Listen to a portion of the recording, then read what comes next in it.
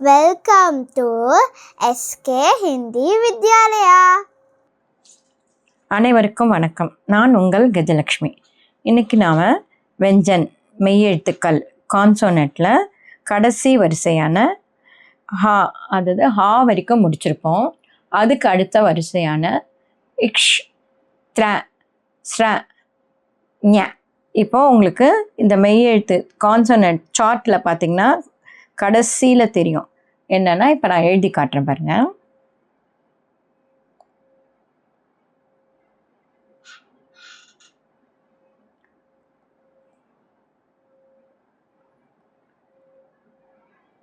எக்ஷ் அப்படின்னா நெக்ஸ்ட் ஒன்று த்ர, THRA, த்ர.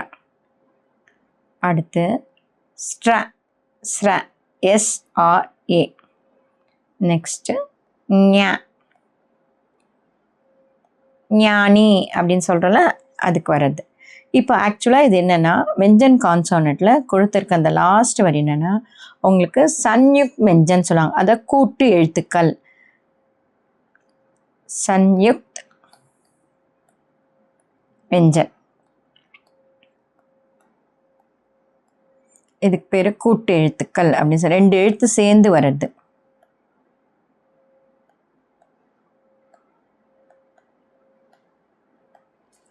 என்னன்றது இப்போ நம்ம பார்த்தா உங்களுக்கு நான் இங்கே எழுதி காட்டுறேன். அப்போ உங்களுக்கு ஈஸியாக புரியும். இந்த க ப்ளஸ் இந்த ஷ, இது ரெண்டும் சேர்றப்போ உங்களுக்கு என்ன வரும்னா, இந்த இக்ஷ் அப்படின்ற எழுத்து வரும் உங்களுக்கு, KSH. அதே மாதிரி தவோட த ப்ளஸ் ர, இது சேர்றப்போ உங்களுக்கு த்ர, THRA இது வரும். அதுக்கு அடுத்து நம்ம பார்க்க போகிறது ஜ ப்ளஸ் ஞ, இது சேர்றப்போ நமக்கு என்ன வரும்னா, உங்களுக்கு இந்த ஜா அப்படின்னு GHOA ஞானி அப்படின்னு பார்த்தோம்ல, அது வர்றது. அதுக்கடுத்து ஷா ப்ளஸ் ர, இது சேர்றப்போ தான் உங்களுக்கு ஸ்ர, அதாவது இப்போ நம்ம ஸ்ரன்னு பார்த்தோம்ல, அது வரும். ஸ்ரீமதி அப்படின்லாம் சொல்கிறப்போ இது போடுவோமே, அப்போ இந்த ஸ்ர, SRA. ஆக்சுவலாக இந்த 2 எழுத்துக்களும் சேர்றப்போ வர்றது தான் இந்த எக்ஷ், த்ர, ஸ்ர, ஞ அப்படின்றது. இதுக்கு பேர் கூட்டு எழுத்துக்கள், சன்யுக் வெஞ்சன் அப்படின்னு சொல்லுது. ஆக்சுவலாக வெஞ்சன் சார்ட்டில் வந்து பசங்க எழுதுகிறப்ப ஸ்கூலில் கூட பார்த்துருப்பீங்க, காலேருந்து ஹா வரைக்கும் தான் உங்களுக்கு, இந்த ஹா வரைக்கும் தான் கொடுத்துருப்பாங்க. இந்த எழுத்து வந்து கூட்டு எழுத்துக்கள்ன்றதால பசங்க மோஸ்ட்லி இதை எழுத மாட்டாங்க. இது உங்களுக்கு படிக்க வரப்போ இது தெரிஞ்சுக்கிறது ரொம்ப அவசியம். அதனால் இந்த சார்ட்லேயும் இதில் கொடுத்துருப்பாங்க, இதையும் நாங்கள் பார்த்துக்கலாம். இப்போ இதுக்கு ஒரு எக்ஸாம்பிள் உதாரணம் கொடுக்குறேன், அப்போ தெரியும் உங்களுக்கு, ஈஸியாக புரியும். இப்போ பாருங்கள், இந்த நம்ம பார்த்தோம் க ப்ளஸ் ஷ எக்ஷ் அப்படின்னு பார்த்தோம். அதுக்கு நீங்கள் பார்க்குறப்போ இப்போ பாருங்கள்,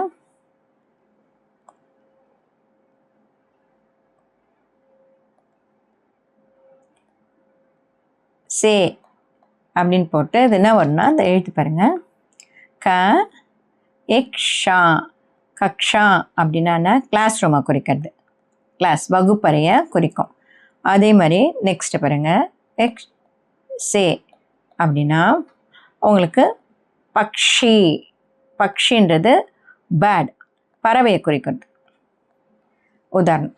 அதுக்கடுத்து நெக்ஸ்ட் நம்ம பார்க்க போகிறது த்ர சே அப்படின்றப்போ நம்ம நம்பர்ஸில் பார்த்துருப்போம், சத்தரக் அப்படின்னு சொல்லி இந்த த்ரா வரும். அதுக்கடுத்து நெக்ஸ்ட்டு நம்ம தமிழ்லேயே கூட சொல்லுவோம், ராத்திரி அப்படின்னு சொல்லி பேசுவோம், நைட்டு ரா, இது வந்து 3, நைட்டை சொல்கிறது, இரவு பொழுது அப்படின்றது இது. அதுக்கு அடுத்தது நம்ம பார்க்க போகிறது நெக்ஸ்ட்டு ஸ்ர. இதை பார்க்குறப்ப என்னன்னு கேட்டிங்கன்னா, உங்களுக்கு நேமில் நீங்கள் நேம் கூட கேள்விப்பட்டிருக்கீங்க, ஹிஸ்டாரிக்கல்லையும் படிச்சிருப்பீங்க. ஸ்ரவன் அப்படின்னு சொல்லி பார்த்துருப்பீங்க, நேமை சொல்கிற மாதிரி இருக்கும். இன்னொன்று சொல்லணும் அப்படின்னா, ஷ்ரிங்கார், நம்ம அழகுபடுத்திக்கோம், அலங்காரம் அப்படின்னு சொல்கிறோம்ல, அது வரும் உங்களுக்கு. ஷ்ரிங்கார் அதுக்கடுத்து லாஸ்ட்டாக நம்ம பார்க்க போகிறது ஞானி அப்படின்றது. இப்போ ஞாசே அப்படின்றப்போ ஞானினா முனிவர், சேஜ், அதாவது முனிவரை குறிக்கிறது, SAGE.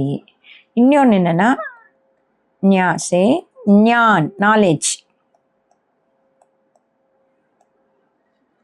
இப்போ உங்களுக்கு பார்த்தா ஈஸியாக அது புரிஞ்சிருக்கும். இப்போ பாருங்கள் மறுபடியும் சன்யுக்த் வெஞ்சன் கூட்டு எழுத்துக்கள். க ப்ளஸ் ஷ இக்ஷ், த ப்ளஸ் ர த்ர, ஜ ப்ளஸ் ஞ, ஷ ப்ளஸ் ர ஸ்ர. இப்போது ஷே கக்ஷா, கக்ஷானா கிளாஸ், ஷாசே பக்ஷி பேர்டு, த்ராசே சத்திரக்ன்றது 17, த்ராசே அப்படின்றப்போ ராத்திரி அப்படின்றப்போ நைட்டு. இது இங்கே பாருங்கள் ஸ்ரேசே ஸ்ரவன்றது நேம், ஸ்ரவன். இது ஸ்ருங்கார் ஞானினா நெக்ஸ்ட் ஞானினா சேஜ் முனிவர். இது ஞானம் நாலேஜ் அறிவை சொல்கிறது. இப்போ உங்களுக்கு இது வரைக்கும் புரிஞ்சிருக்கோன்னு நினைக்கிறேன். அடுத்து நம்ம பார்க்க போகிறது என்ன அப்படின்னா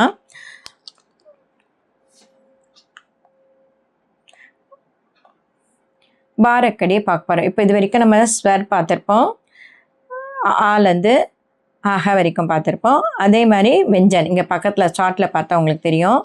காலேருந்து இப்போ இது வரைக்கும் பார்த்துருக்கோம். கடைசியாக இருக்க உங்களுக்கு இந்த சார்ட்டில் கடைசியாக இருக்க பாருங்கள் ஸ்ட்ரா, அது வரைக்குமே நம்ம ஃபுல்லாக இப்போ பார்த்து முடிச்சிருக்கோம். இதை நீங்கள் திருப்பி ஒரு தடவை திருப்பி எழுதி பார்த்தீங்கன்னா உங்களுக்கு எளிமையாக புரியும். இப்போ நெக்ஸ்ட்டு நம்ம பார்க்க போகிறது என்னென்னா பாரக்கடி.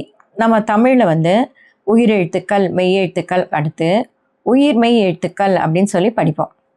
காக்கா கீக்கி குக்குன். அதே மாதிரி தான் இப்போ நாம் இங்கே பார்க்க போகிறது என்னென்னா ஃபஸ்ட்டு நம்ம பார்க்க போகிறது என்னென்னா க. அதுக்கடுத்து இந்த காக்கு பக்கத்தில் ஒரு கோடு போடும், கா. இப்போ சார்ட்டில் ஃபஸ்ட்டில் தெரியும் கான்றது. அதுக்கடுத்து இன்னர், ஃபஸ்ட்டு இன்னரில் கீ. அதுக்கடுத்து இது அவுட்டராக வரும் கீ. கூ அப்படின்னு போகிறப்போ நம்ம இப்படி இந்த கம்மா போகிறோம் பாருங்கள், அது மாதிரி போட்டுக்கணும் கூ. இதுக்கடுத்து கூ அப்படின்றது நம்ம 6 உல்ட்டாவை படுக்க போட்ட மாதிரி போடுறது. நெக்ஸ்ட்டு க போட்டு அதில் இப்படி நம்ம சி போடுவோம்ல அதை மாதிரி போடணும். கா கீக்கி கூக்கு. இது என்னென்னா க்ரூ. இது க. இந்த காவை அப்படியே போட்டு மேலே ஒரு ஸ்ட்ரோக் போட்டால் கே. அதே காவை போட்டு மேலே 2 ஸ்ட்ரோக் போட்டால் கை. இப்போ இந்த காவை போட்டு நம்ம பார்த்தோம் மேலே 1 போட்டால், இந்த கா போட்டு மேலே போட்டால் கேன்னு பார்த்தோம், கா போட்டு மேலே போட்டால் கைன்னு பார்த்தோம். இப்போ இந்த கா நெடில், இது உங்களுக்கு குறியில், இது நெடில். கா போட்டுட்டு மேலே ஒரு கோடு போட்டால் இது கோ. கா போட்டு மேலே 2 கோடு போட்டால் கவ். அப்புறம் இது மேலே புள்ளி வச்சா கம், சைடில் புள்ளி வைக்கிறப்போ கஹ. க கா கி கி கு கு க்ரூ கே கை கோ கௌ கம் கக. இந்த இடத்துல நான் உங்களுக்கு ஒன்று சொல்ல விரும்புகிறேன். இப்போ உங்களுக்கு இது ரொம்ப ஈஸியாக புரியும். என்னன்னு கேட்டிங்கன்னா நீங்கள் ஸ்வர் படிச்சிருப்பீங்க, அது ஞாபகம் இருக்கும் பாருங்கள்.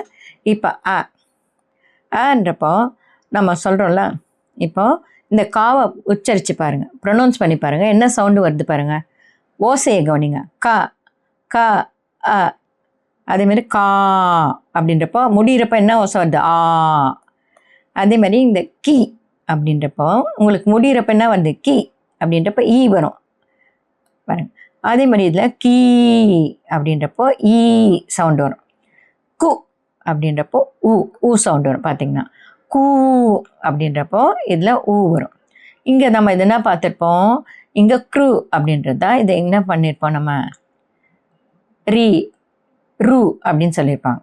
இது இந்த எழுத்து பாருங்கள். இப்போ நம்ம இதில் என்ன பார்க்குறோம், கே கே அப்படின்றப்ப என்ன சவுண்டு வருது? ஏ சவுண்டு முடியும். அப்போ இங்கே ஏ.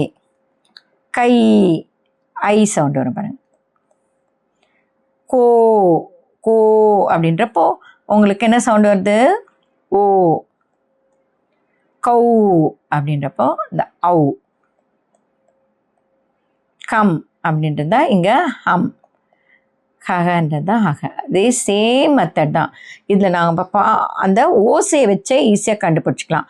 இந்த ஸ்வர்ரே தான் அப்படியே உங்களுக்கு பாரக்கடியாக அப்படியே மெய் எழுத்துக்கள் வந்து உயிர் மெய் எழுத்துக்களாக, உயிர் எழுத்துக்கள் உயிர் மெய் எழுத்துக்களாக மாறி வருது. இப்போ பாரக்கடியோட முதல் லெட்டரான க லெட்டரை பற்றி போட்டு அதை பற்றி உங்களுக்கு இங்கே எழுதி காட்டியிருக்கேன். இப்போ இந்த வீடியோ புதுசாக பார்க்குறவங்களுக்கு புரியாமல் போகலாம். நான் இதுக்கு முன்னால் பார்ட் 1, பார்ட் 2, பார்ட் 3ன்னு சொல்லிட்டு ஸ்வர் வெஞ்சன் சார்ட்டு வீடியோவை போட்டிருக்கேன். அதை நல்லா பார்த்து முடிச்சுட்டு வந்து நீங்கள் இதை பார்க்குறப்போ உங்களுக்கு எளிதாக புரியும். அது மட்டும் இல்லாமல் இந்த வீடியோ வந்து ப்ளேலிஸ்ட்லேயும் கொடுக்குறேன். அதையும் நீங்கள் பார்த்து வீட்டில் நல்லா எழுதி ப்ராக்டிஸ் பண்ணுங்கள். அப்போ உங்களுக்கு இந்த வீடியோ நல்லா புரியும். இதுக்கு அடுத்த வீடியோவில் இந்த பாரக்கடியை வந்து எப்படி எளிமையாக எழுதலாம், எப்படி வந்து புரிஞ்சுக்கலாம் அப்படின்றத நான் விரிவாக போடுறேன். அதையும் பாருங்கள். என்னோடய சேனலை கண்டிப்பாக சப்ஸ்கிரைப் பண்ணுங்கள், ஷேர் பண்ணுங்கள், லைக் பண்ணுங்கள். தேங்க்யூ. இந்த வீடியோ பிடிச்சிருந்துன்னா லைக் பண்ணுங்க, ஷேர் பண்ணுங்க, முக்கியமாக சப்ஸ்கிரைப் பண்ணுங்க.